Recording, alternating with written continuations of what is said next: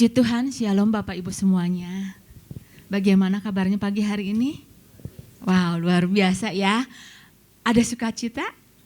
Amin, puji Tuhan. Sudah bersukacita? Wow, harus bersukacita.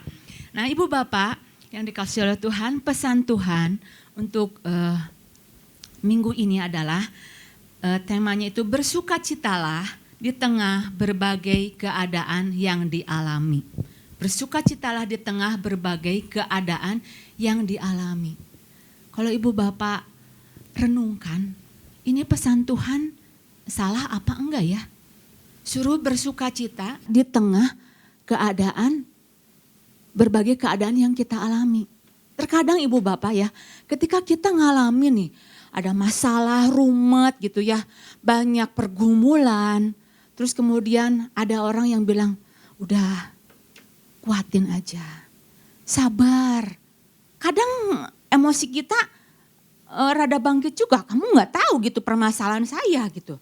Nah sekarang kita disuruh bersukacita di tengah berbagai keadaan yang sedang kita alami. Ini apa gak salah pesan Tuhannya gitu. Karena Ibu Bapak kalau kita menyadari kita sedang memasuki satu masa, satu keadaan yang tidak mudah. Jangankan untuk hidup bahagia gitu, jangankan untuk hidup sukacita. Untuk seseorang bisa bertahan hidup aja, itu perlu perjuangan. Nah sekarang kita disuruh bersukacita. Kalau Ibu Bapak perhatikan gitu ya, betapa saat-saat ini banyak orang yang stres. Orang-orang yang terganggu mentalnya. Karena banyak masalah. Banyak ngalami tekanan. Susah cari pekerjaan, susah cari uang. Susah untuk bahagia. Susah untuk bisa bertahan untuk hidup. Mereka berjuang hari ke hari. Terkadang kalau saya perhatikan gitu ya Ibu Bapak, ini begitu tidak mudahnya menjalani waktu hari-hari ini. Saya perhatikan bapak-bapak sampai bisa kehilangan harkat dan martabatnya sebagai seorang laki-laki. Dia seorang laki-laki, tapi ketika di setopan bisa berpakaian dengan kostum Hello Kitty. Betul Ibu Bapak dijumpai seperti kayak gitu. Hanya dengan nyetel lagu sedikit gitu ya, kocek-kocek, bawa bunga gitu ya, joget-joget. Ada juga bapak-bapak dipakein kostum kodok. Coba Ibu Bapak renungkan betapa mereka itu berjuang untuk hidup. Apakah diciptakan laki-laki jadi kodok? Enggak kan? Laki-laki itu punya power, punya karisma sebagai laki-laki. Nah sekarang mereka begitu berjuang untuk memenuhi setoran hanya 50.000 dan sisanya mereka bisa pakai untuk kehidupannya. Nah, inilah kehidupan yang gak mudah untuk kita jalaninya. Kalau kita bersukacita Ibu Bapak dalam keadaan yang berlimpah, aman, lancar, banyak berkat, semuanya baik-baik, itu sangat mudah sekali. Tetapi kalau keadaan semuanya tidak mengizinkan, tidak baik, apakah kita masih tetap bisa bersukacita? Nah yang jadi pertanyaannya gini, mungkinkah kita sebagai orang percaya bisa bersukacita di tengah-tengah berbagai keadaan yang sedang kita alami? Mungkin enggak Ibu Bapak? Mungkin jawabannya. Sangat mungkin. Karena apa? Karena sukacita kita tidak ditentukan oleh keadaan. Sukacita kita tidak ditentukan oleh situasi. Mau baik, mau buruk. Sukacita kita tidak ditentukan oleh orang-orang yang mendukung kita, kalau dianya baik kita bersukacita. Oh enggak. Sukacita kita ditentukan karena kita punya Tuhan. Ditentukan karena Tuhan. Tuhan kita Allah yang dahsyat.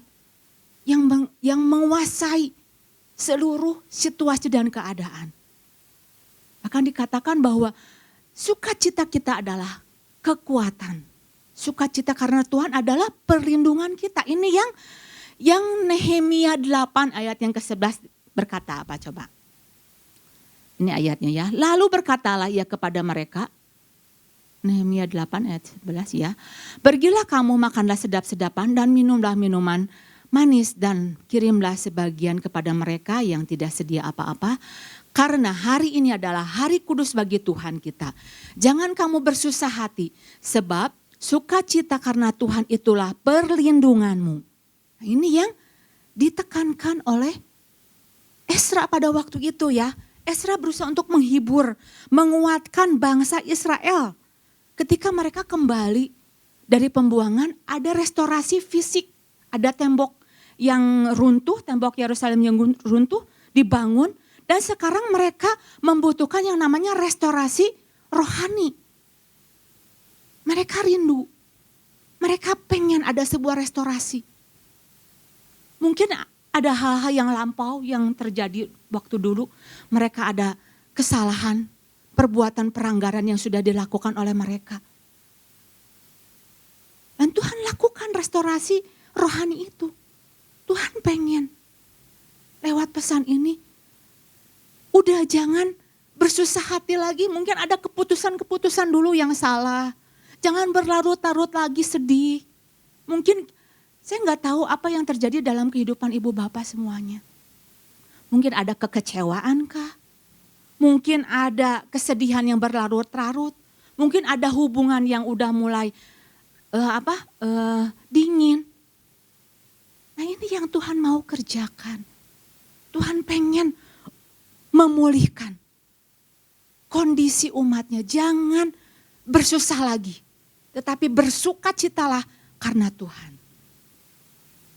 Nah, poin ini yang saya mau membagikan bagaimana kita sebagai orang percaya supaya kita masih tetap bisa bersukacita di tengah berbagai keadaan apapun juga. Yang pertama ibu bapak.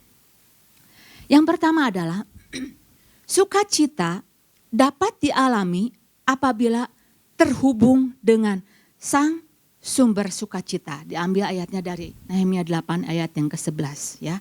Jadi ada sebuah kata yang namanya terhubung. Ada keterhubungan. Tanpa kita terhubung dengan sang sumber sukacita, kita seperti orang yang lagi ngimpi. Gak akan pernah ngalami yang namanya sukacita. Karena terhubung itu seperti sebuah hubungan sebab akibat. Kalau kita terhubung, maka kita akan sukacita. Kenapa seseorang sukacita? Karena terhubung. Jadi hubungannya itu gak bisa dipisahkan. Ada sebab, ada akibatnya. Terhubung. Ibu bapak bisa lihat gitu ya. Kalau sebuah benda katakanlah rice cooker gitu ya. Kalau dia terhubung, dicolokin ke sumbernya, maka aliran-aliran itu, aliran panas itu mengalir ke rice cooker itu. Ada keterhubungan. Beras yang tadinya keras itu berubah jadi nasi. Kalau ibu bapak colokin ya, air yang tadinya mungkin dingin, kalau kecolok gitu ya, nyambung, maka jadi panas. Kalau mesin yang tadinya diam gitu ya, dijugrugin diam, kalau dia terhubung nyolok, itu berfungsi ibu bapak. Apa yang gak berfungsi, apa yang gak bekerja kalau gak terhubung. Semuanya pasti ada sesuatu yang berubah ibu bapak. Saya gak tahu ibu bapak mungkin ada hal-hal yang yang nggak berfungsi, atau mungkin ada hal-hal yang dingin. Ketika tersambung dengan sumbernya, maka ada sebuah perubahan. Nah, kita kembali lagi ke dalam Yehemia, cerita di dalam Nehemia 8 ayat yang ke-10 ya. Bahwa pada waktu itu ini sebuah kondisi yang Ibu Bapak kalau perhatikan dengan cermat gitu ya. Ini sebuah kondisi bagaimana bangsa Israel pada waktu itu mereka sedang mengejar yang namanya keterhubungan. Keterhubungan dengan apa? Dengan firman. Dalam situasi dan keadaan mereka pada waktu itu mereka ingin minta dibacakan. Minta supaya mereka itu diajar. Minta supaya mereka itu punya pemahaman. Akhirnya ketika terjadi seperti kayak gitu, lawatan Tuhan terjadi. Ini kalau Ibu Bapak perhatikan Nehemia 8 itu berbicara soal kebangunan rohani, KKR. Ada yang nangis, aduh Tuhan pengen. Ada sebuah kehausan. Bangsa Israel sedang mengejar keterhubungan. Kondisinya itu lagi dibangun rohnya. Kalau Ibu Bapak tahu KKR itu apa? Kebaktian, kebangunan rohani. Jadi rohnya itu lagi dikobarkan. Rohnya itu lagi dibuat terbakar, menyala-nyala. Mereka ingin terhubung dengan firman yang dahsyat, yang hidup itu.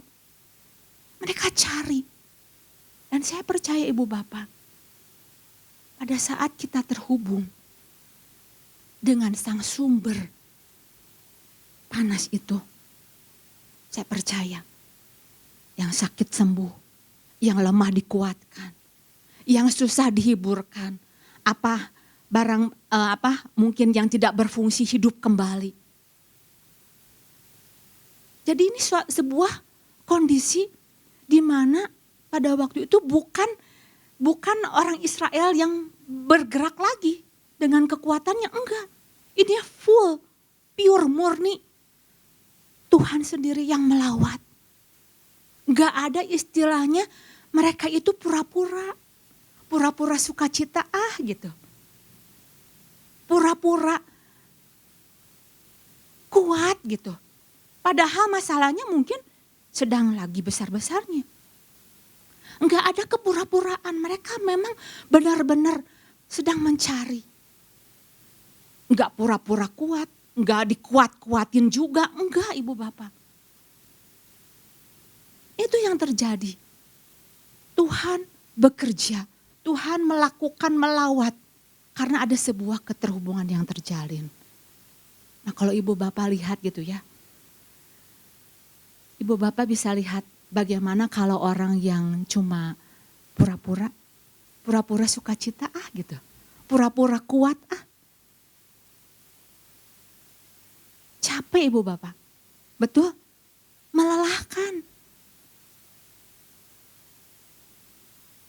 Berusaha untuk nutupin sukacita.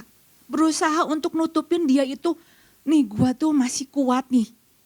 Menghadapi apapun juga. Kalau kita enggak sukacita, datang aja sama Tuhan. Jujur, Tuhan saya enggak punya sukacita. Saya ingin sukacita itu berlimpah. Bilang sama Tuhan, Tuhan saya enggak kuat hadapin ini. Permasalahan ini enggak kuat. Enggak ada yang ditutup-tutupin. Karena Tuhan pengen kita tampil menjadi pribadi yang orisinal. Nah, saya mau ceritakan Ibu Bapak bagaimana pada waktu itu ya, Daud pernah mengalami yang namanya dia roboh di dalam benteng perlindungannya. Dia pura-pura. Dia pura-pura pada waktu itu. Di dalam Mazmur 34 ya, Ibu Bapak bisa baca gitu ya. Jadi pada waktu itu ketika Daud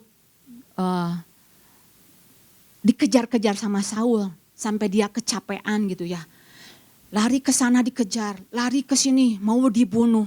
Akhirnya dia berlindung di tempatnya musuh orang Filistin. Akhirnya ketahuan juga. Oh, ini Daud. Daud yang dulu membunuh Goliat kan. Ini bukan orang sembarangan. Nah, pada waktu itu dia benteng pertahanannya itu roboh, Ibu Bapak. Akhirnya dia apa? Pura-pura enggak waras. Coba Ibu Bapak bayangkan. Apakah ada yang enak dari orang yang pura-pura? Enggak enak Ibu Bapak, saya percaya enggak enak. Ini menunjukkan bagaimana Daud enggak punya kekuatan dalam dirinya. Sampai akhirnya dia harus pura-pura jadi ODGJ Ibu Bapak. Katanya ludahnya itu dibiarkan meleleh gitu ya. Terus kemudian harus pukul-pukul pintu. Wah, sepertinya gimana gitu ya kalau Ibu Bapak bayangkan. Orang yang ditetapkan oleh Tuhan, tapi dia bisa pura-pura. Sampai pada satu titik Daud menyadari bahwa sebuah keterhubunganlah yang membuat dia akan tetap bisa bersuka cita. Mazmur 34 ayat yang ke-6 dikatakan apa? Tujukanlah pandanganmu kepadanya, maka mukamu akan berseri-seri dan tidak akan malu tersipu-sipu. Di titik inilah Daud menyadari bahwa ada sebuah keterhubungan dan keterhubungan itulah yang membuat bisa kita bersuka cita, bisa kita berseri-seri. Nah, Ibu Bapak, poin ini kita sama-sama mau berbicara pentingnya sebuah keterhubungan yang membuat aliran-aliran itu membuat kita tetap teguh, tetap memiliki benteng pertahanan di dalam kehidupan kita ketika situasi atau permasalahan yang begitu berat menekan kita. Kalau kita terhubung Ibu Bapak, kita akan kuat.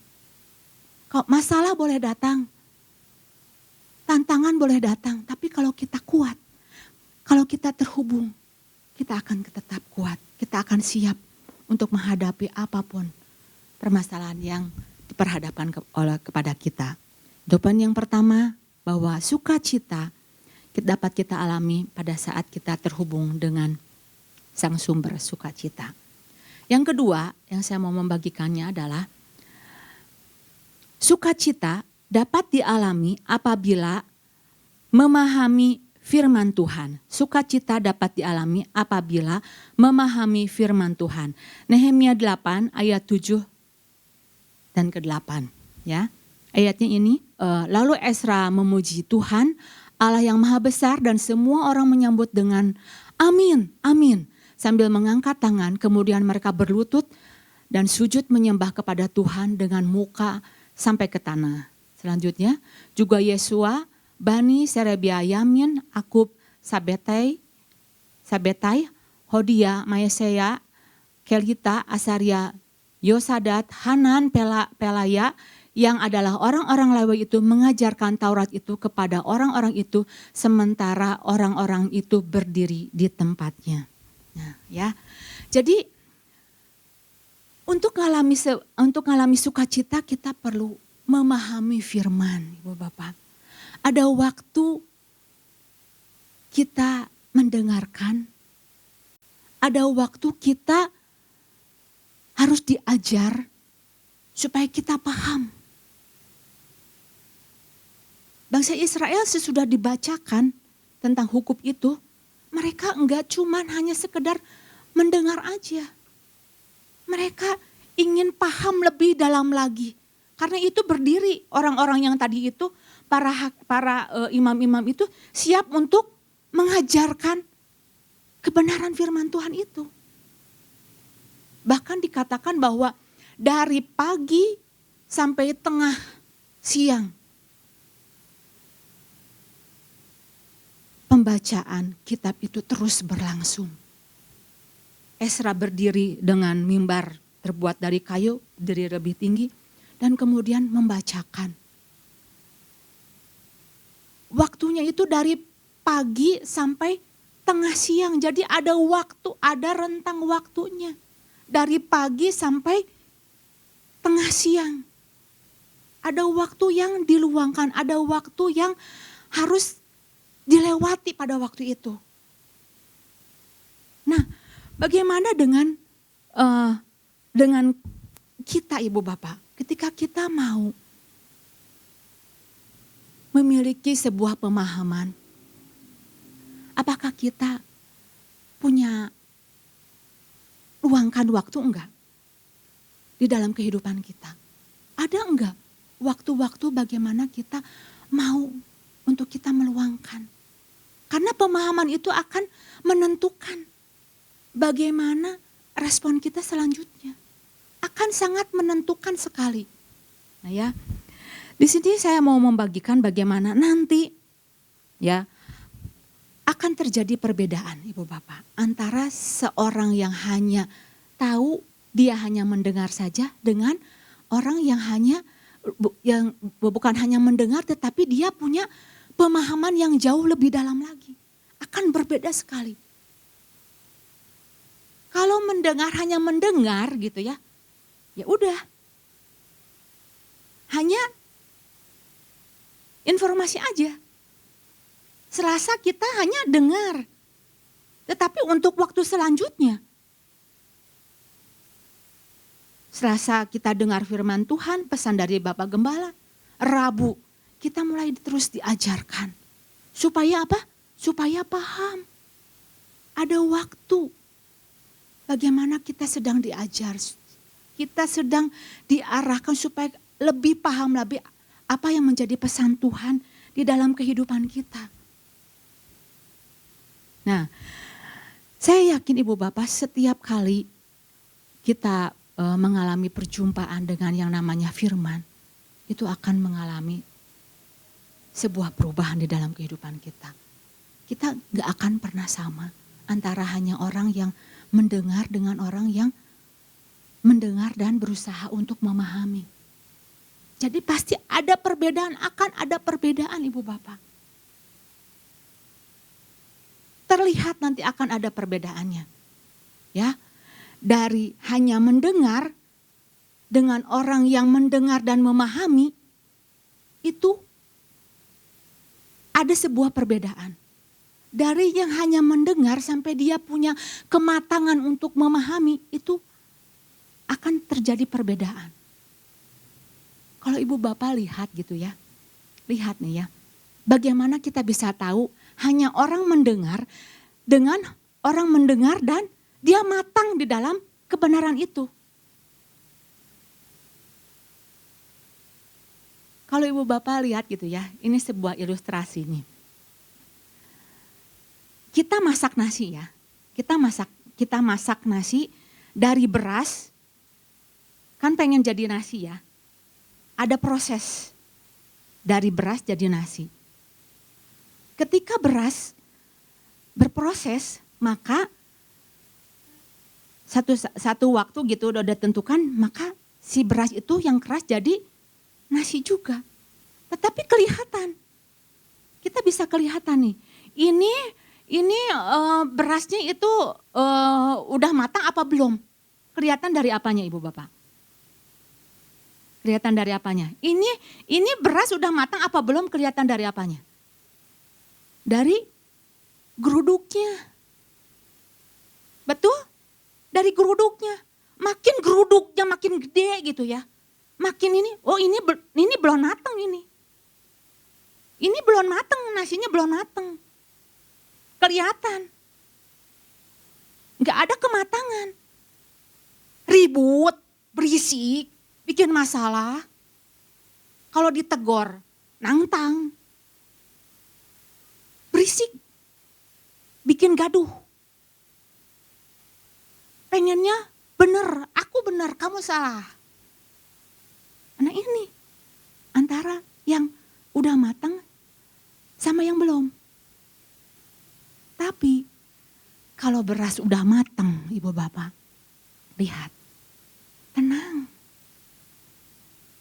adem. Makin dicolokin, makin enak rasanya.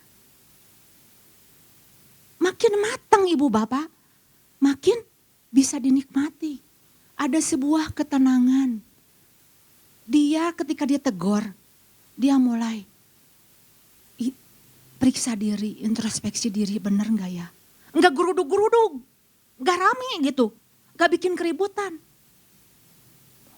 Ada kematangan, dia minta Tuhan, uji saya. Di belah mana ya saya yang salahnya? Di belah mana ya saya enggak benernya? Itu kelihatan dari responnya, dari kematangannya.